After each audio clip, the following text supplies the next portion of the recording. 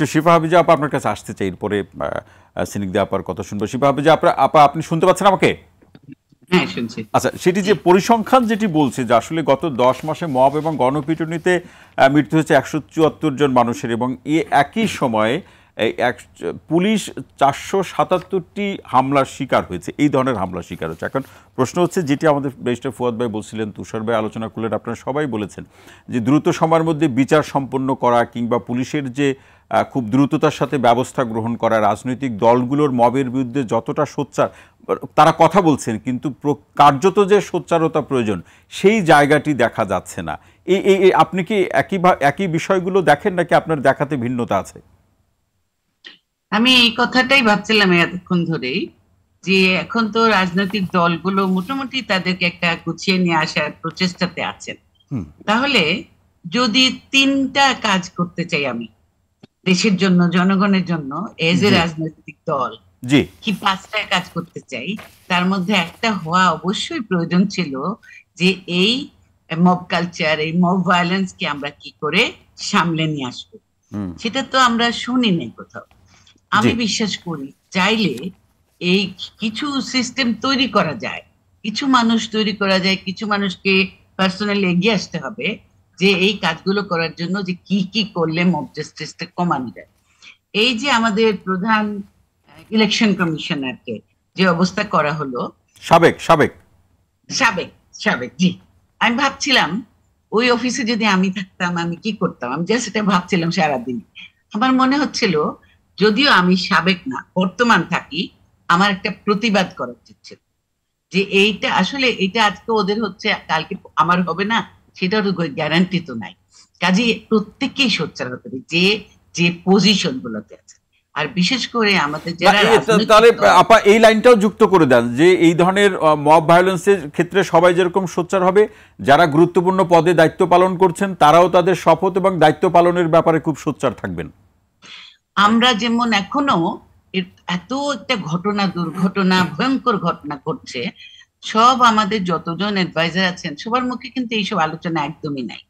মানে ওনারা যখন মিটিং টিটিং এও যাচ্ছেন, এগুলো দরকার তো। এই এই বিষয়গুলো যদি আমি এখনই, একেবারে যে নেই আপা সেটি না, স্বরাষ্ট্র উপদেষ্টা সম্বলিত স্বরাষ্ট্র উপদেষ্টা তো কথা বলছেন, তারপরে কাজটা কি হচ্ছে আমরা দেখেছি যে 5টা লোককে উনি ধরে নিয়ে এসে দেখাতে পেরেছে, বিচার করতে পেরেছে যে এই কাজ করেছিল, যেটা অন্যায়, যেটা মব ভায়োলেন্স করেছে। আচ্ছা, এই জায়গাতে শিফা হাফিজ আমি একটা প্রশ্ন রাখতে চাই যে কেউ কেউ বলার চেষ্টা করছেন, এবং সেই বলাটার পিছনে নানা ধরনের প্রেক্ষাপট আছে, যে আসলে এটা সমানভাবে সারা দেশে তো হচ্ছে না। এটাও যেরকম ঠিক, আবার ঘটনাগুলোকে আপনি চাইলে যেরকম যতটা গুরুত্বের সাথে দেখতে পারেন, পাশাপাশি দেখার ক্ষেত্রে যদি নমনীয় হয় তাহলে বিচ্ছিন্ন ঘটনা হিসেবেও দেখার এখানে একটা প্রেক্ষাপট কেউ কেউ দেখেন। বিচ্ছিন্ন মবের মতো ঘটনাকে বিচ্ছিন্ন ঘটনা হিসেবে দেখার সুযোগ আছে কিনা, এটাই প্রশ্ন আপনার কাছে। এখন কি এগুলোকে বিচ্ছিন্ন ঘটনা বলা যাবে? যার যখন যেখানে ইচ্ছে দল নিয়ে তারা হুজ্জতি করছে, এটা কি বিচ্ছিন্ন ঘটনা হচ্ছে? তা তো মনে হয় না। আর ওই যে আগেও তাইলে কি লাভ হলো, সেই স্বৈরাচারী সরকারও বলতো বিচ্ছিন্ন ঘটনা, আমরাও বলবো বিচ্ছিন্ন ঘটনা, যে ঘটনাটা আমি হাত দিতে চাই না। কিন্তু আমরা তো সেইটা হতে চাই না, আমরা চাই বদলাতে। আর বদলাতে চাইলে একটা একটা, দুইটা, একটা, 5টা দৃষ্টান্তকারী উদাহরণ তৈরি করতে কি আমরা পারবোই না? মানে বদলানো, মানে যারা বলেন যে আসলে বদলানো কি এতই সহজ, আসলে এটা কি বাংলাদেশের জন্য খুবই কার্যকরী ভাবে প্রযোজ্য কিনা, যে বদল হতে চাইলেই বদলানো যায় না? বদলানো খুব কঠিন। নিজেকে আপনি এরকম বসে আছেন, ওরকম করতে গেলেও আপনার বদলানোটা কঠিন। কিন্তু কঠিন কাজ নিয়েই তো আমরা এসেছি।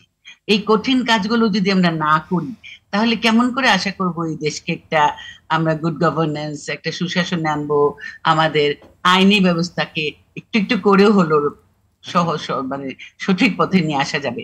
সেইগুলো তো করতে হবে। আমি মনে করি যারা রাজনীতি নিয়ে কাজ করছেন, রাজনীতি করছেন, তাদের উপরে একটু বেশি আমরা আশা প্রত্যাশা করি যে তারা সোচ্চার হবে, তারা কিছু নির্দেশনা নির্দিষ্ট করবেন সারা দেশে এই নিয়ে। এই যে মব ভায়োলেন্স হচ্ছে, এই নিয়ে কি করা উচিত, কি করা উচিত না, এই কথাগুলো কি আমরা কোথাও শুনেছি? সাধারণ মানুষ তো মনে করছে যেখানে একটা হুজ্জতি হচ্ছে আমিও গেলাম, গিয়ে একটা বিরাট কিছু হয়ে গেলাম। আসলে তার ভুল ধারণাগুলো, এটা যে কত অন্যায় আমার গায়ের উপরে যখন আসবে তখন শুধু আমি বুঝতে পারছি। আমরা মনে করেছি যে ও তো আসছে সেই সমাজতন্ত্রবাদীকে ধরতে, আমাকে তো ধরবে না, ও আসছে নারীদের ধরতে, আমাকে তো ধরবে না, আর যেদিন আমাকে ধরতে আসছে তখন আর কেউ নাই আমাকে বাঁচাবার জন্য। আমাদেরকে সোচ্চার হতে হবে যদি 5টা ব্যাপার নিয়ে, তাইলে মব ভায়োলেন্স একটা বিষয় যা আমাদের অন্য সকল ভালো কাজকে ধ্বংস করে দিচ্ছে। ভালো কাজকে আমরা সামনে নিয়ে আসতে পারছি না। মানুষকে সঠিক করতে হবে, মানুষকে সঠিক হতে হবে। এবং এই জন্য দরকার হলে মানে আর যারা এইখানে আছেন, পজিশনে আছেন, আপনারা একটা দল তৈরি করেন। এদের কাজটাই ওরা নিরবিচ্ছিন্ন ভাবে এবং সকল রকম স্বার্থ বর্জিত ভাবে মানে এই কাজটাই আপা কি রাজনৈতিক দলের কথা বলছেন? রাজনৈতিক দলের কথা বলছেন? রাজনৈতিক দলের তো বেশি ক্ষমতা করার মানে জন্য নতুন করে এখন পর্যন্ত 147টি দল নিবন্ধনের জন্য আবেদন জমা দিয়েছে, আরো দলের কথা বলবেন? আমি সেটা বলছি না, আমি আচ্ছা। বলছি যারা আমরা এখন দেখছি, যারা লিডারশিপ পজিশন আছে, যাদের কথা শুনে আমরা এখনো উদ্বেলিত হই, আমরা মোটিভেটেড হই, আমি তাদের জন্য বলছি। এবং তারা জানেন তারা কারা। জি। কাজেই আমি রাজনৈতিক দল বলে আরেকটা বিতণ্ডার এখানে তৈরি করতে আমি রাজি নই, কিন্তু যারা করছেন, যারা আছে মাঠে, তাদেরকে একটু এক্সট্রা অর্ডিনারি দায়িত্ব নিতেই হবে। কেননা সমস্যার সমাধান তো করতে হবে, আর করতে গেলে শুধু ওই বললে হবে না, অমুকে করেছে তা আমরাও করছি আর কি করব।